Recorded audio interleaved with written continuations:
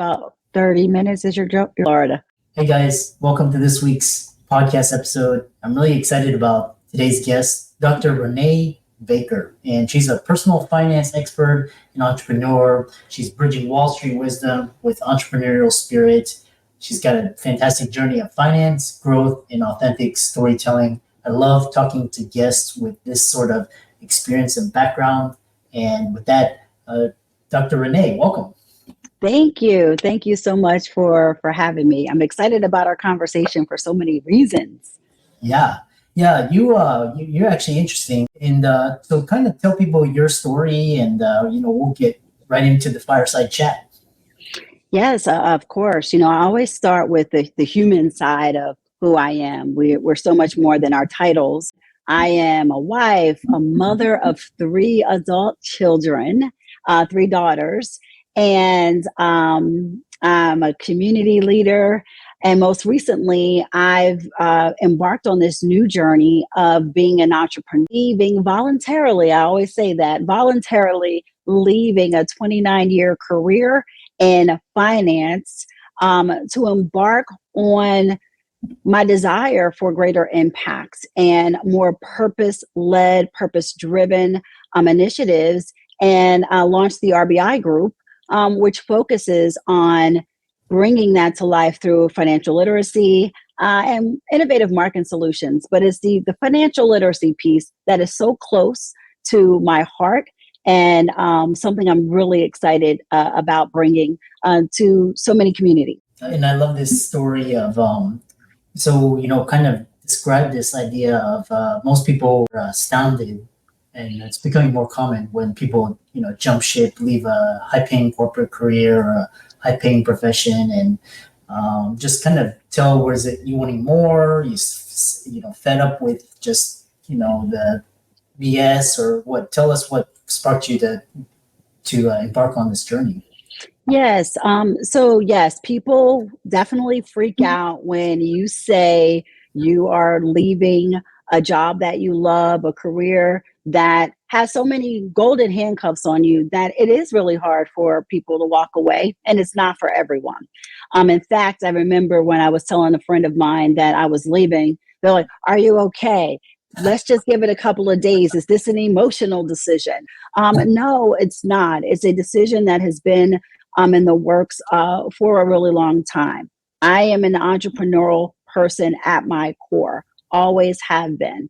In fact, a lot of the roles that I've had in my corporate career were roles that were started, I launched those roles for the first time or was brought in to make some changes. I'm a builder. That is what I do. And certainly my previous role there was a great deal of building. I navigated the pandemic. And for all intents and purposes, I love what I did. However, there is a calling and a purpose that is so much bigger sometimes than what it is that we see. And for me, that change came in the beginning of this year, when the decision, I should say, to make the leap came at the beginning of this year, when I just experienced some loss of some people that I loved a great deal. And this is not a sad story. This is actually a story of empowerment, because, my grandmother passed away suddenly.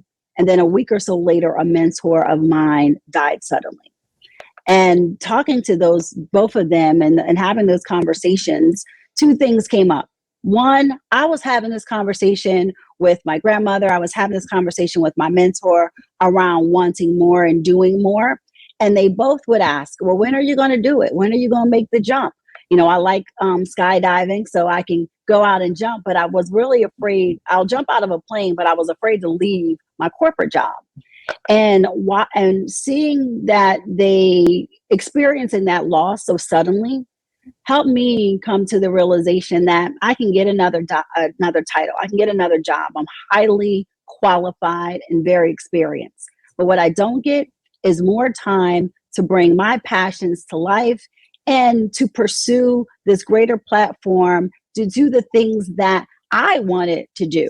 Of course, when you're with a corporate role, you're going to do the things that they want you to do. But I had more that I wanted to bring. So I made the decision. The hardest thing is saying the words, I'm leaving. But looking back, it is a crazy time, no doubt, but it is the best decision that I've made thus far. Yeah, I love that. And same thing. I did the same thing as you when Lehman in 2008. And Yes. yeah, and I tell you, like I had procrastinated on that decision for about 2 years, but then it's just like once you take that leap, it's just it's really hard. Like I said, it's Yes. like I think that I would only do it once in my life, but I live to tell about it. So That's right. And I love that you said you'll live to tell about it. And that's the thing, is the hardest thing is to begin. And on my iPad for years, I still have a image that says begin. And that was my daily reminder to just do the thing that we're afraid of. Everything we want is usually on the other side of fear. But it takes us crazy ones to go out there, jump, and show people, guess what? The water is actually really cool. It's good. It's warm. You can get in. It's not the worst thing, although it's not for everyone. Every entrepreneur started somewhere, and here we are. yeah, yeah, I love that.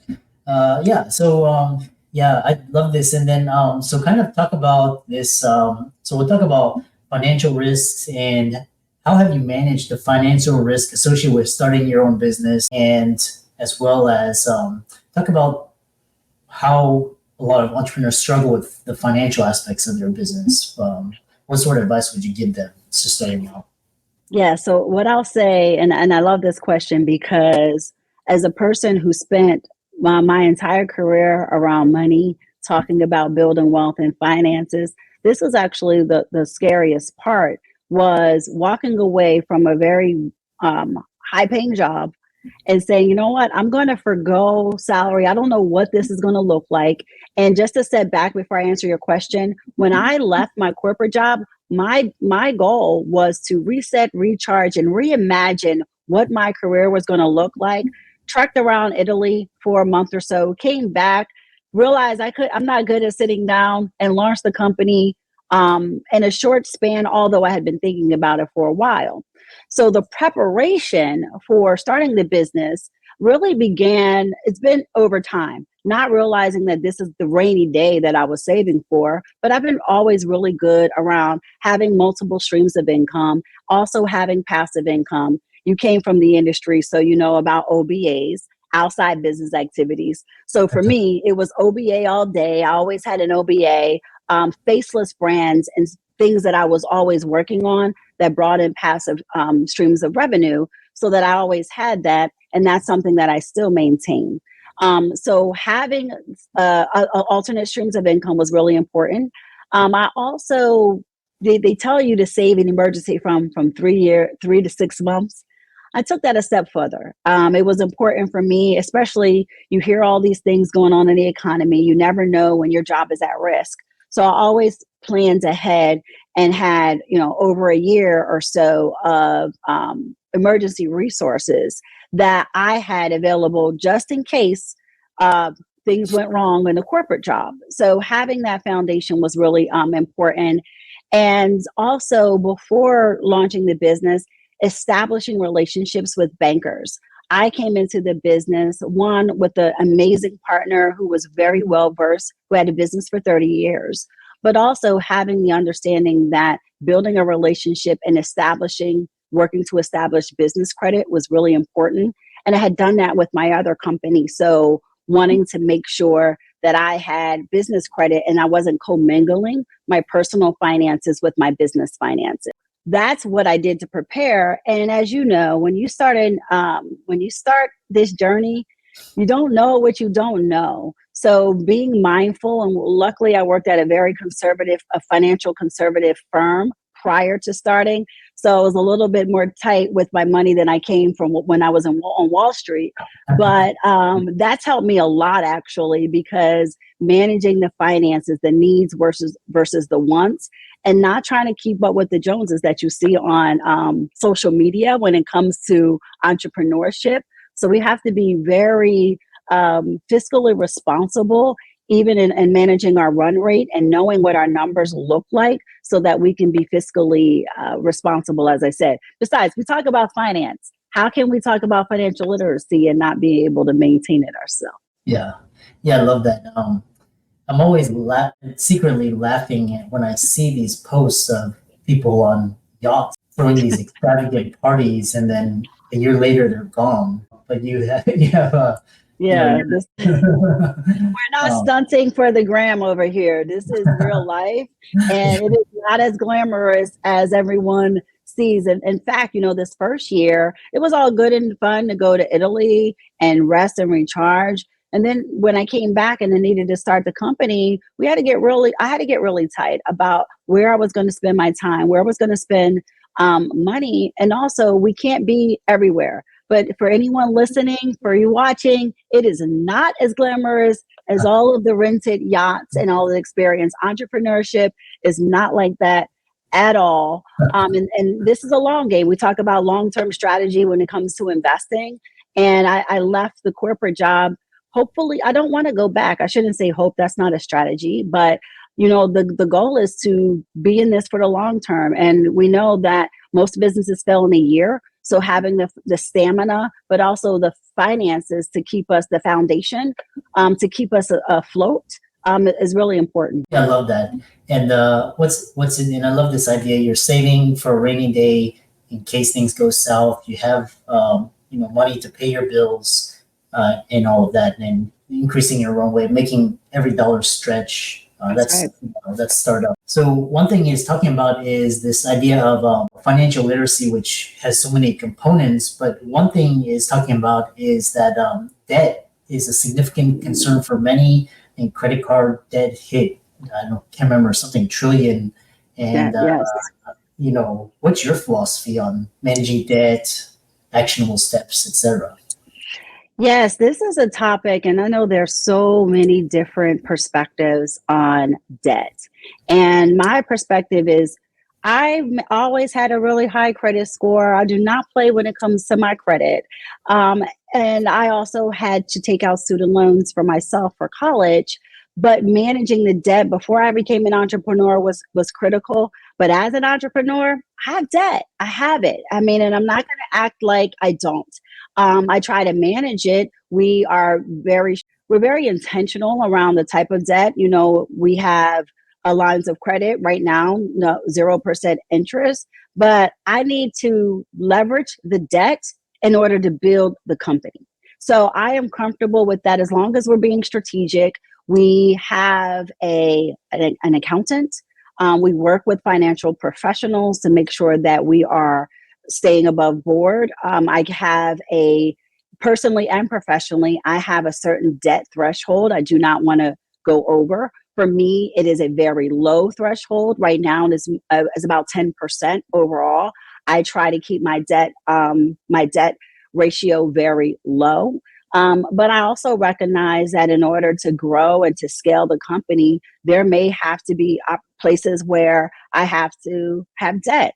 And growing up in a family that really is big, especially culturally, having debt is a bad thing. But debt is an opportunity for growth, is an opportunity to leverage. I'm down with OPM, other people's money. So I'm going to use it so that I can think about things long term. But I think for us, we want to have a conservative initial approach, and we're going to take incremental steps on how we leverage debt so we can ensure that our financial commitments are there, because we do have a team of individuals. And as an owner and as a founder, I also have to be very clear on how much money that I am spending, also how much I'm taking in, just because and I'm not talking about revenue, I'm talking about whether or not I've chosen not to pay myself for now while we build the company. And that's very intentional. But I'd say to anyone, when it comes to debt, you have to look at, is it going to help you grow? Or are you using it to buy things that are not going to help you, more of a liability than an asset? And that's where it gets dangerous. Yeah, I love that. And what's interesting is that you're talking about financial literacy and debt is not good or bad. It's just how you use it. If you're That's right. using it to, capital improvements or investments, hiring staff, getting more done, versus, buying a car or consumption expenses. It's That's right. totally different. So, Right. Yeah. No, do not buy debt to show off for individuals around your lavish yeah, lifestyle as an entrepreneur. That's a no. But yeah, investing to build your company, yeah, if yeah. it makes sense. Yeah, I love that. And it sounds like one thing is as we kind of close this out is really talking about you talked about emergency money and you talked about debt management, and then kind of as we close it out, what are the top three foundational principles of financial literacy, personal finance that everyone should know, and how can people contact you if they want to learn about investing for beginners or just talk about finances, get the word out, raise awareness, etc. Oh, yes. This is one of my favorite questions. Anytime I get a chance to talk about money, I am in. I think, when we talk about financial literacy, it means different things to different individuals. But what we must understand for all of us, no matter where we are on this journey, when it comes to our finances, it is a journey. And remembering that is a journey. And our goal here is to improve our overall financial well being and ideally to build wealth. So, some of the things that I always tell people, whether you're an entrepreneur or an individual who's looking for ways to increase their education around financial literacy, is to continue to get information. We are all, you say, hey, you're an expert. I might have more experience in this, but this is a journey. I'm always learning. And I encourage people to pay attention, to continue to read, to continue to work with individuals and other experts that are very well versed in this. For instance, having an accountant is number one to me because that is not my strong suit. So doing that. I think it's also important to pay attention, live below your means. And that sounds very basic. And every time I say that, someone says, well, we already know that. Well, you know what? There's a lot of things in the world that people know that they do not do. And I can't stress it enough. We talked about how it is when people are comparing themselves on what they see on the internet. And then here's everyone with their fancy cars, their fancy boats, their black cards, and showing money and vacations, and then they're gone. Living within their means also means that even as an entrepreneur, I have to do the same thing if I'm thinking about things long term. So taking that to heart and really living it, not just talking about it, because even in financial literacy, people have access to the information and people will say, well, how are your business built around financial literacy? We need the information because people don't always have the understanding on the best way to educate. I'm a big fan of investing. I know I'm skipping a couple of steps here, but at the end of the day, I think people need to pay attention and learn how to build wealth. I think the best way to do that is to invest. And whether you're investing in stocks, bonds, real estate, other companies, the biggest opportunity to build wealth is around investing. And oftentimes, I worked with financial advisors for a really long time. And I continue to work with advisors. And I talk to individuals who say, I don't have the money to invest. We all have an opportunity to understand the basics of finance, right?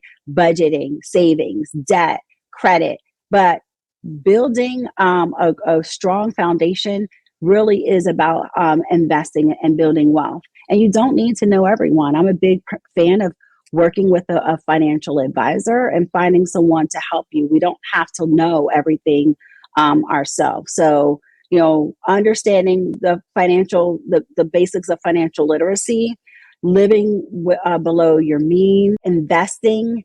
And I know you said three, but I always have to have a bonus because we talked about the emergency fund. And I remember being a child, and I have a younger sister, and I can take $20 still to this day. I am not low maintenance, but I know how to save money. And I would take this money and I would save it. And my sister would get so antsy. She'd need to spend this money. But what I would say is, is it a need or a want? And if you don't necessarily need it, save it. You never know. And I'm in this situation today. There are many things that I said that I would not do that I put off. to save money that are benefiting me today as I'm building the RBI group, because I chose to not have instant gratification, which is really hard in this day and age. So while I said something that may sound, pretty generic to people, and I know people do not save. They're not living below their means, and they're not using those extra sources to invest and generate additional streams of income. Yeah. Yeah. So well said. Let's thank Dr. Renée for coming on. I love this. Basically, saving and investing over time compounds itself. That will make you wealthy. And if you want to be truly abundant, start a business, become an entrepreneur, invest more. These are the keys. And it all comes down to understanding the value of a dollar, saving a dollar, and what you do with it. So yeah, it's so wonderful. And people think it's rocket science, but it's not. So it's just habits. It's not. It's just that it's habits, and we are our habits, right? So whether it's our health, whether it's finances, wellness overall is really aligned to our habits. So I know you asked me earlier how people can reach me. LinkedIn is, I love LinkedIn. So always can find me at Dr. Renée Baker on LinkedIn, and check out our website around our tools and resources for the RBI group at therbigroup.com. But we're just getting started, and the best is yet to come. Awesome. And let's thank Dr. Renée for coming onto the show. And with that, thanks for coming onto the podcast. Thank you. Thank you for having me. It's a pleasure.